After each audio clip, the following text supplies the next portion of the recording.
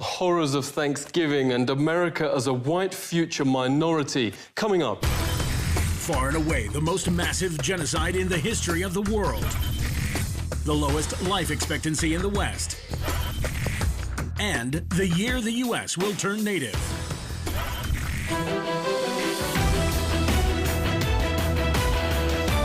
Virtually none of Thanksgiving has an ounce of accuracy, notes the bestseller Lies My Teacher Told Me. The idea of Europe bringing civilization to the Americas simply flips truth on its head.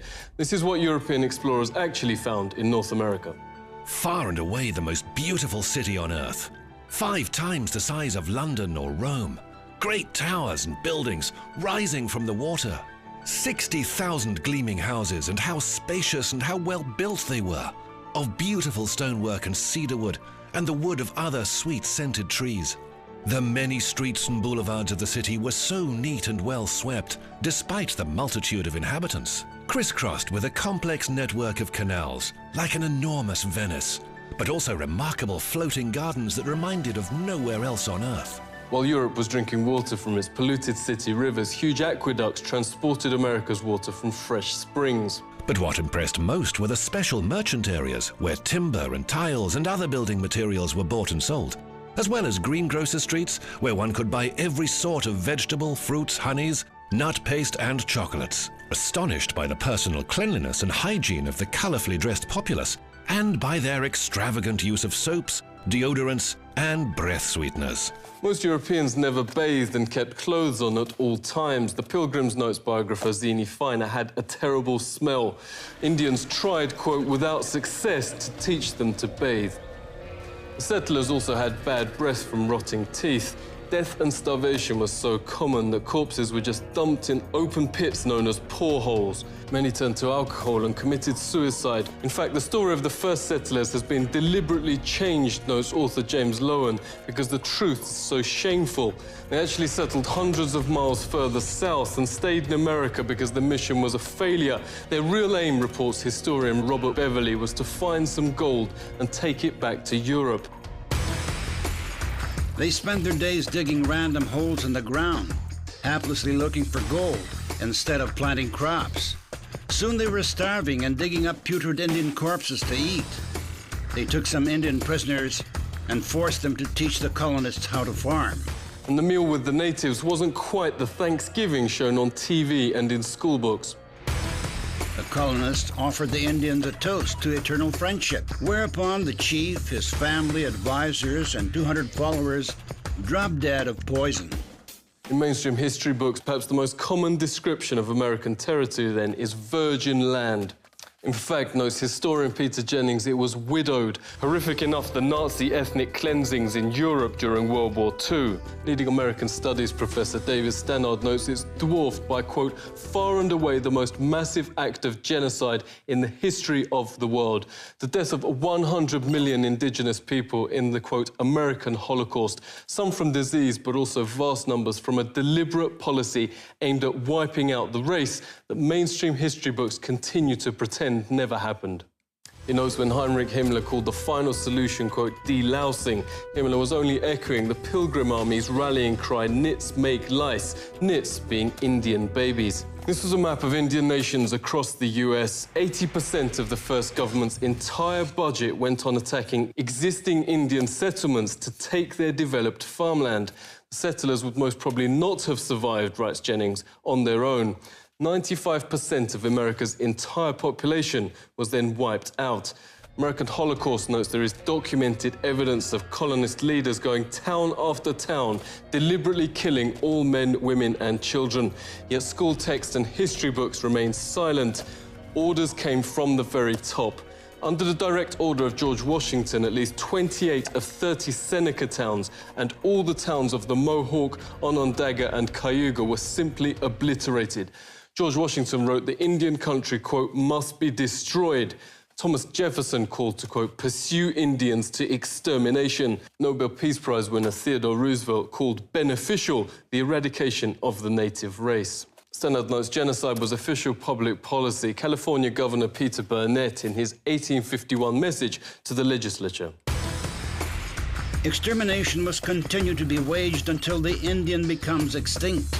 Another governor issued the public proclamation to, quote, pursue, kill and destroy all Indians. A witness notes the ensuing bloodbaths practically wiped out the native race. The whites shoot them down like wolves, men, women and children, wherever they could find them. This war of extermination against the Aborigines is tending to the final extinction of the race. What reportedly saved the race from extinction was their use as slave labour. This extermination policy has proved so injurious to the interests of the whites.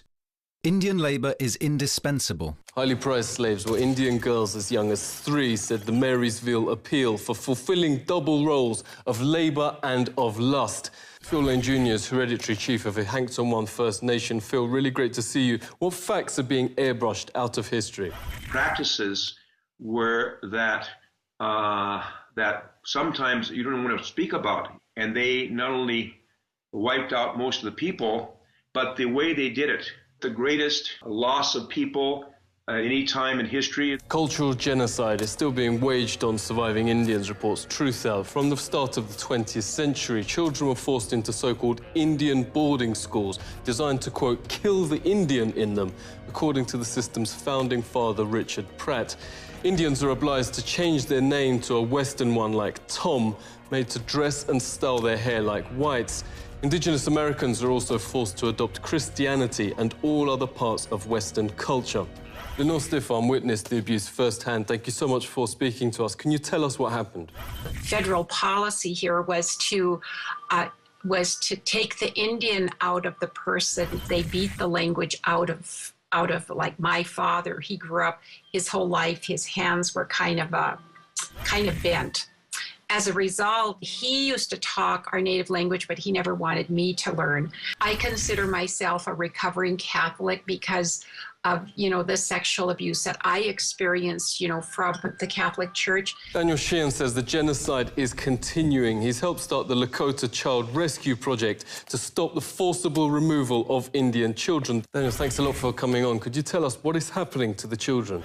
And what we discovered is that not only were the children being taken on an epidemic level, that it was happening on every single one of the reservations and in virtually every one of the major cities. The International Convention Against Genocide actually has a provision which expressly identifies what's going on as genocide, that the systematic undertaking on the part of the racially dominant culture in a given nation state, taking away indigenous children from their native tribes and putting them in the white culture has been identified as genocide. Even the Supreme Court still upholds natives' second-class status to this day, writes noted legal scholar Robert Williams. He joins us now. It's really great to speak to you. Can you give us some examples? 1 out of 3 Indian women will be raped during their lifetime. In 86% of those cases, the victims report that it's a non-Indian that perpetuated the sexual assault or the rape. This has been traced directly to the inability of tribes to prosecute these crimes. One of the points I make in my book, Savage Anxieties, is that if you look at the history of the more civilized nations treatments, so-called more civilized nations treatments of indigenous peoples, it really makes you wonder who are the savages and who are the more civilized. One very famous study done found that every single treaty that the United States had negotiated with tribes had in fact been breached at one time or another or had been violated. Supreme Court said they had no property rights and therefore no rights to just compensation. And there was some horrible language in the opinion about how the court recognized that everyone knows that the savage tribes of America were conquered and the treaties were really meaningless anyway. So it's this perpetuation of these stereotypes in this case, which is still valid law in the United States. It's still a valid precedent. And so they drink it, but it's actually hairspray. Native Indians now have the highest rate of suicide and pandemics of cancer in the Western Hemisphere. At 44, life expectancy is lower than Afghanistan and around the same as Europe at the time of the Pilgrims. For an official banquet to celebrate 350 years since Pilgrims landed, authorities invited native Indian Frank James to speak. But when they saw his speech taken from a settler's own account of what really happened, they wouldn't let him read it. The Pilgrims had hardly explored the shores 4 days before they robbed the graves of my ancestors and stole their corn, wheat, and beans.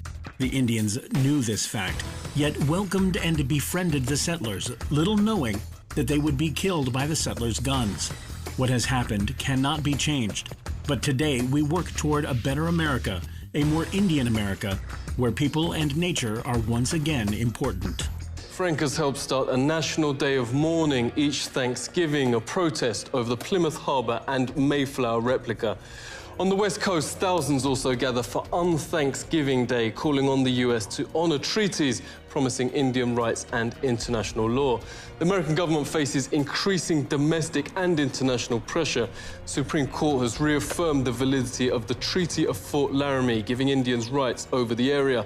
The United Nations, despite 4 countries voting against, Australia, New Zealand, Canada and the United States, passed a resolution declaring Indigenous peoples' right to self-rule. The UN is also calling for the states to return to Indian tribes their stolen land. The Mexica movement wants to bring Indigenous people of America in a single nation without, it says, the artificial borders created by Europeans.